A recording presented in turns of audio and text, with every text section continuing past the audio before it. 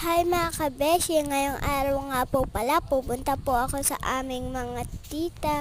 So nandun po pala ang aking mga kapatid, nanonood po sila. So ngayon mga kabeshi, pupunta nga po pala ako. So dahil nila po pala pupunta na din po pala ako dito sa bahay. Binidyan ko po sila. Sila po lima po sila dyan. Tapos, ngayong araw po pala mga kabeshi, ito na po pala ako, nagtampo po pala ako dahil di nila ako inayang